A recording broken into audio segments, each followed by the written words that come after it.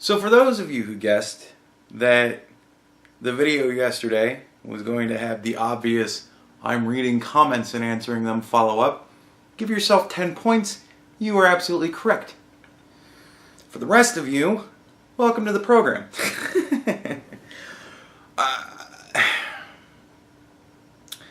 I want to start this off extremely lighthearted because it goes downhill extremely fast. So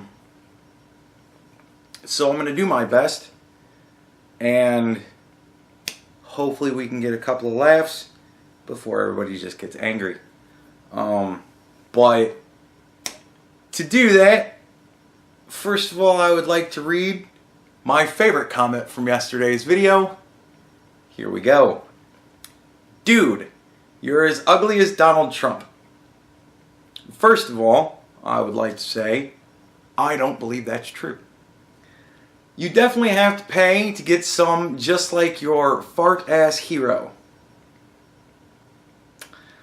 Well, madam, everybody pays for it in one way or another. And no, I've never paid for it. Girls have been more than happy to give it up for me throughout my life. Nowadays, you're just too much effort to deal with, so I don't bother with you. You're partly the reason why. And by the way, get a vagina, get pregnant, and then you'll have the right to say something about abortions. See, I love that argument because it's another one of those men have nothing to do with the birthing process. So again, I say, I really wish in my heart of hearts that all of the men out there in the world would just stop fucking women. Show them exactly how much of the process we're a part of. Go fuck yourself. But, and that wraps that up. I left a pithy rejoinder.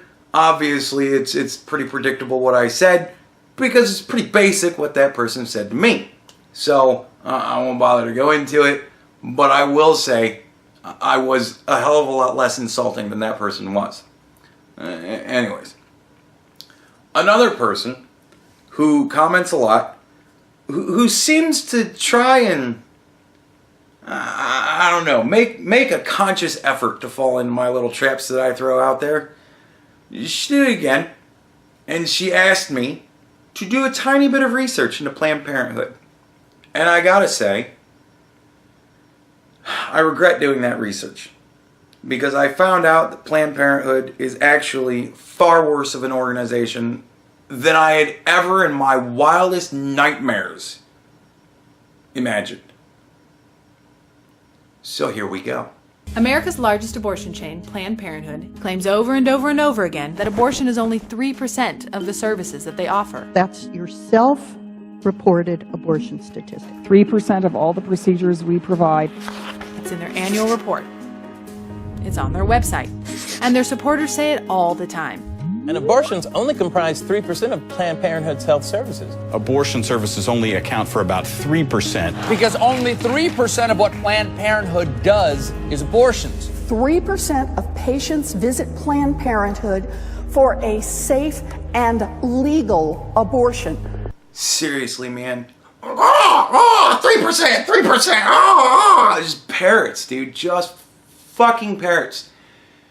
It makes me sick that people even listen to them.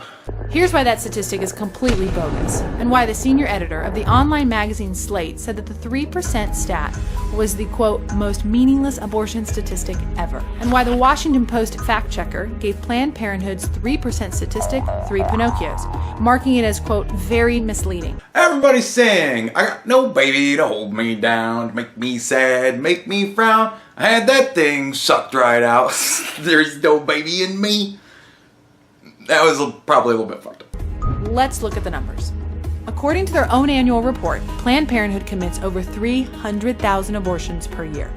Now they're using Planned Parenthood stats, which are about 1/3 of the stats that I found yesterday.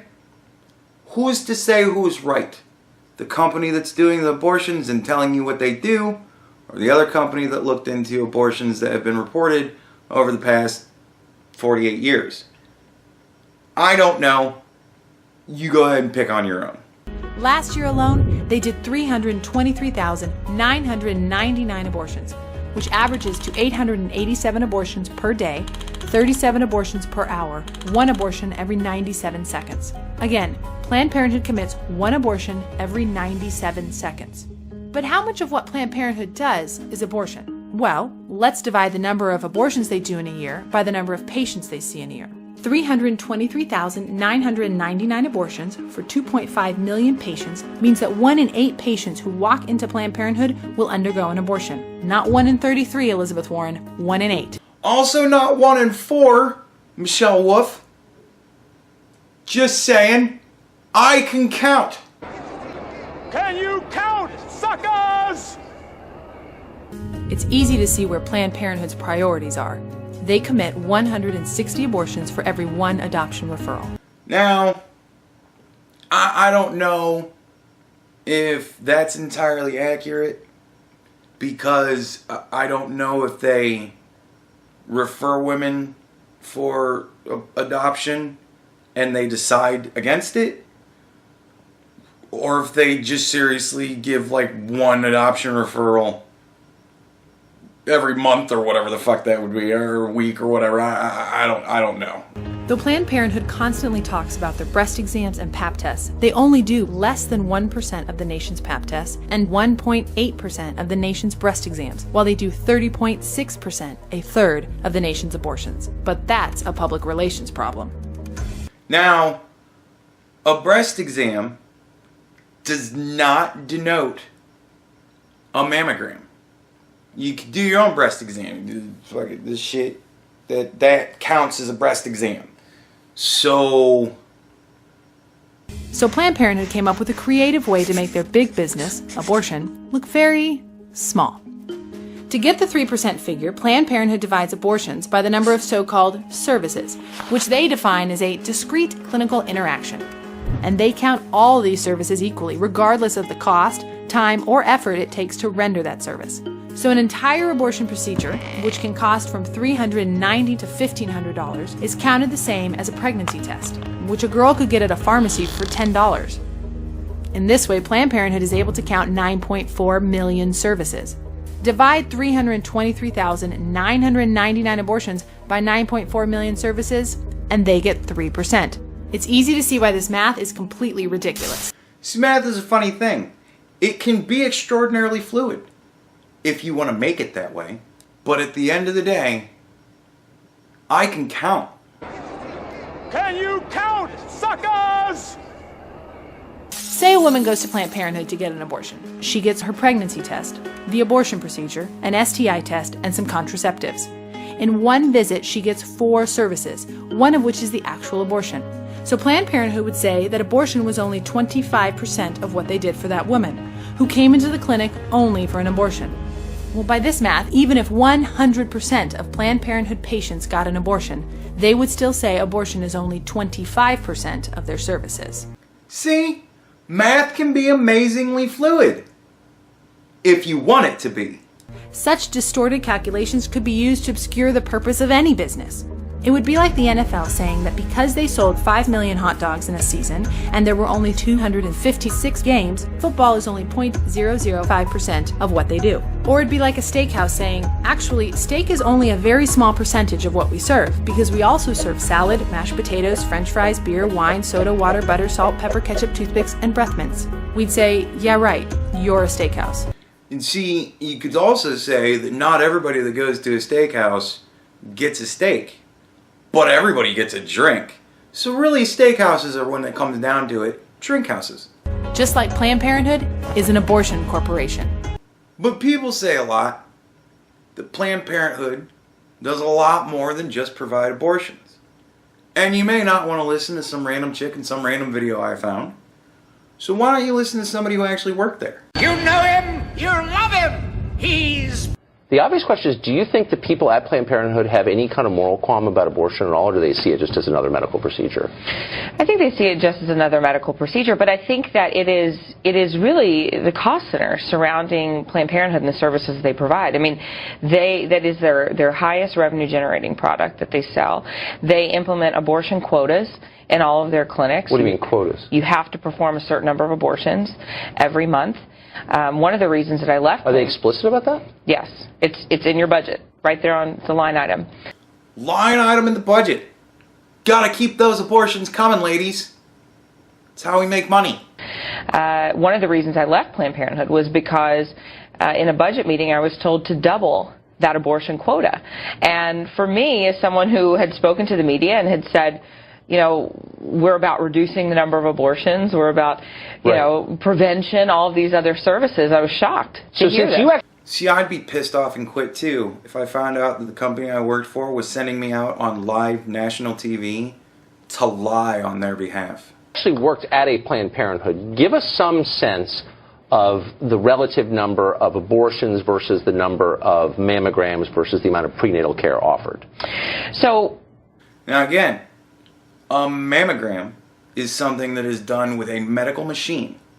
A breast exam is something that you can do at home with your hand and your breast. Okay, abortions, Planned Parenthood provides over 330,000 abortions a year. They are the largest single abortion provider in our country. They provide not one mammogram. There's not one Planned Parenthood clinic across the country that has a licensed mammogram machine. Or as a licensed mammogram facility, even though Cecile Richards and Joy Behar and many other people said that they do perform mammograms, they eventually had to come out and say that they don't. And yet they weren't pissed that Planned Parenthood essentially got them to lie on their behalf on national TV. Huh. Planned Parenthood is not a provider of prenatal care. There are a few affiliates that may give out some prenatal vitamins. They might see you one time if you're pregnant, but there are no Planned Parenthoods that actually deliver children.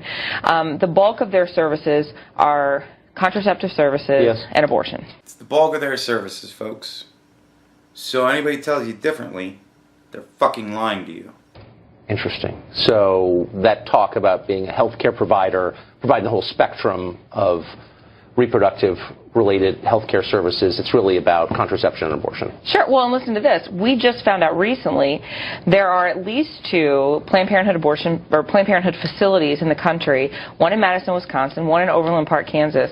They are abortion providing only, 5 days a week, 40 hours a week, abortion all day, every day. But I mean, they have to provide other services, right? I mean, they can't just simply do abortions. They have to do something else, right? What else do they do?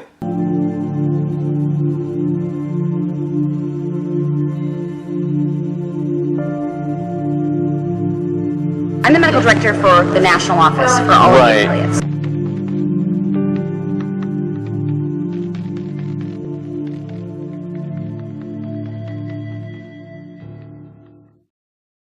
Every provider has had patients who want to donate their tissue, and they absolutely want to accommodate them. They just want to do it in a way that is not perceived as this clinic is selling tissue, this clinic is making money off of this. Okay, so when you are, or the affiliate is determining what that is monetary. Yes. So that it doesn't raise any question of this is what it's about, this is the main. What price range would you? You know, I'm going to throw a number out. I would say it's probably anywhere from $30 to $100, depending on the facility and what's involved. The $30 to $100 price, that's per specimen that we're talking about, right? Yeah. Yes. The $30 to $100 price, that's per specimen that we're talking about, right? Yeah. Yes. Didn't South Park do an episode talking about this shit? I think South Park did an episode talking about this shit. Didn't Cartman find a wrecked truck that was full of fetuses and he was trying to sell them? I remember that for some reason. Probably because it happened. How much of a difference can that actually make if you know what's expected or what we need versus? It makes a huge difference. I'd say a lot of people want liver. Mm-hmm. Now, for those of you who might not be aware, the reason they want the liver the most is because that is where you find the highest concentration of stem cells. Just a fun fact. And for that reason, most providers will do this case under ultrasound guidance, so they'll know where they're putting their forceps. Kind of rate-limiting step of the procedure is calvarium. Calvarium, the head is basically the biggest part. Most of the other stuff can come out intact. Right. It's very rare to have a patient that doesn't have enough dilation to evacuate all the other To bring the body cavity out intact and all that. So then you're just kind of cognizant of where you put your graspers. You try to intentionally go above and below the thorax so that, you know, we've been very good at getting parts on liver because we know that, so I'm not going to crush that part. I'm going to basically crush below, I'm going to crush above, and I'm going to see that get out intact. Yeah, crush below and crush above. They're talking about babies here.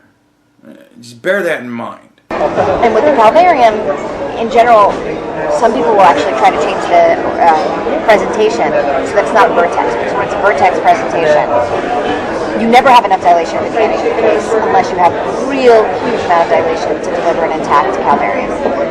So if you do it starting from the breech presentation, there's dilation that happens as the case goes on, and often the last you can evacuate an intact cell.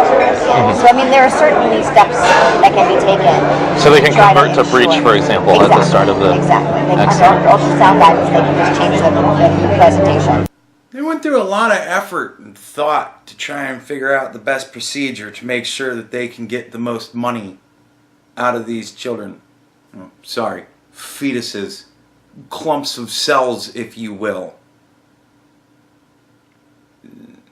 Kind of fucked up. Obviously, some of the parameters that we're working with, then tissue needs to be pretty much, pretty intact, because the more physically traumatized it gets, the more the stem cells get kind of mashed up and aren't available for collection. Now the thing is, I don't do induction, so like my technique is a disarticulation technique. So. In case you were wondering, that means that they cut the baby up into pieces inside you before they take it out bit by bit. So there would have, we'd have to kind of talk about like exactly what it is that you're needing. Right. Because breech position is great. We'll just throw that out there. Part of the issue is it's not a matter of how I feel about it coming out intact, but I got to worry about my staff and people's feelings about it coming out looking like a baby. How considerate they are of the feelings of the people that work there.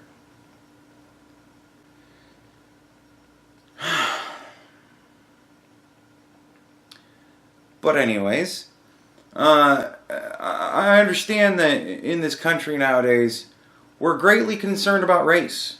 And we're greatly concerned about things that have been started in racist ways. Like our country, for instance. Everybody says our country was founded on slavery and racism and all this, that, and the other thing.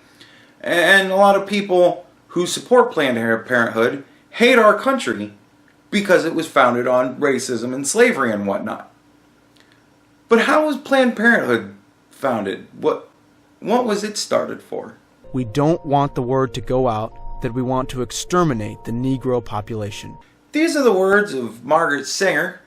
She was the woman who started Planned Parenthood. Strap in, folks.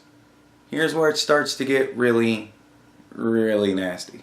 I accepted an invitation to talk to the women's branch of the Ku Klux Klan. I was escorted to the platform, was introduced, and began to speak. In the end, through simple illustrations, I believed I had accomplished my purpose. A dozen invitations to speak to similar groups were proffered. Do you believe there is such a thing as sin?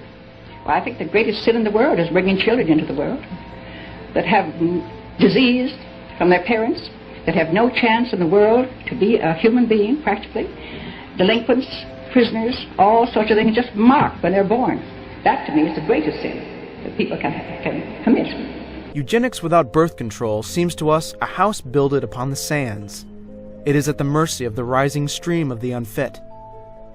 As an advocate of birth control, I wish to take advantage of the present opportunity to point out that the unbalance between the birth rate of the unfit and the fit, admittedly the greatest present menace to civilization, can never be rectified by the inauguration of a cradle competition between these two classes. The most urgent problem today is how to limit and discourage the overfertility of the mentally and physically defective. Oh yeah, by the way, she didn't really care very much for mentally ill people and physically disabled people. Bear that in mind as well. No more children should be born when the parents, though healthy themselves, find that their children are physically or mentally defective. Apply a stern and rigid policy of sterilization and segregation to that grade of population whose progeny is tainted, or whose inheritance is such that objectionable traits may be transmitted to offspring.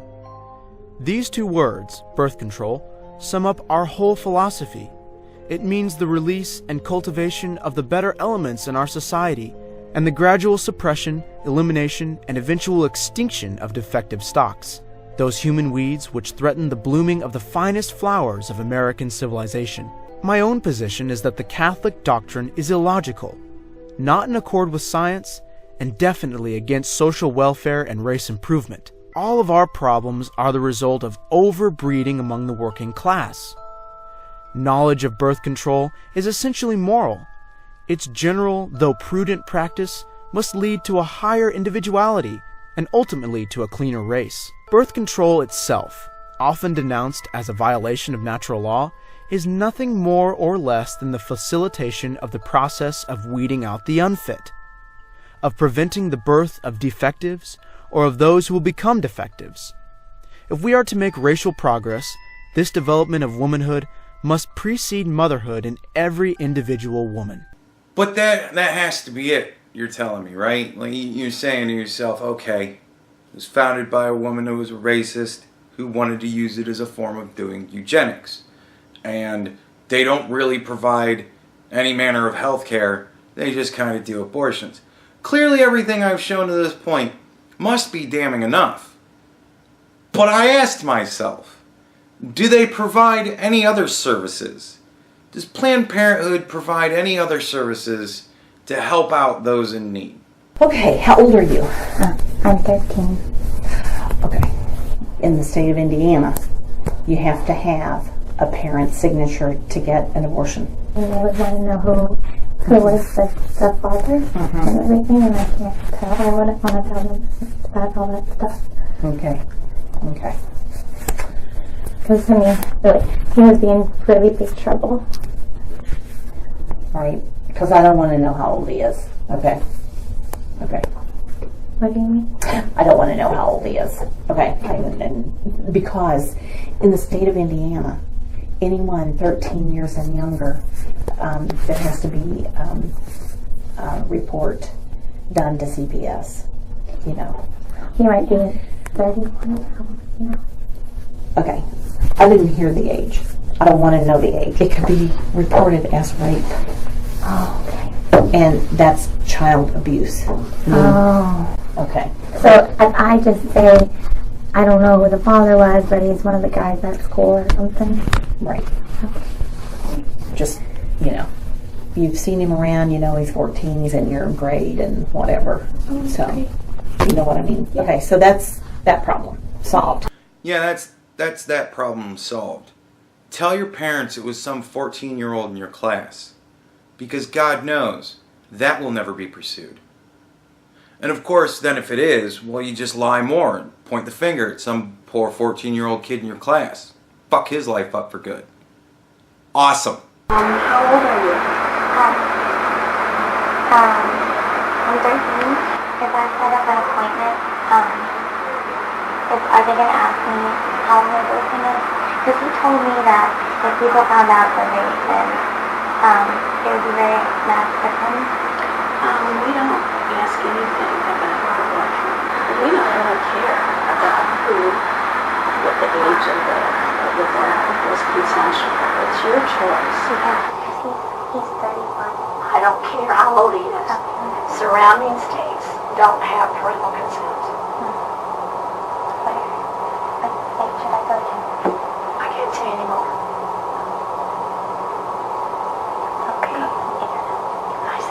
surrounding states. So think about the states that are surrounding Indiana and do some research. If you're trying to really hide it, don't recommend the medication one, but you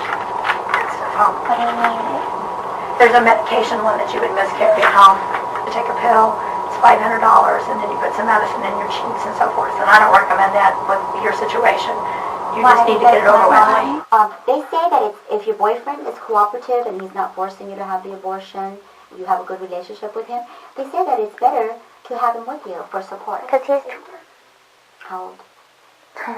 Like, is he not a minor? Or is he... No. Okay, then He's 27. I wouldn't take him with me, no. Don't take him with me. Okay. Just say, Are they going to ask me about it, though? read this. Okay, all this is in here, but you don't have to say anything. That's your choice, that's your private life, and I mean, as long as you're not being forced to have sex. In the end, there's only one way that these people get away with telling you that they're interested in the health and well-being of women. Only one way. Because you force yourself to believe them.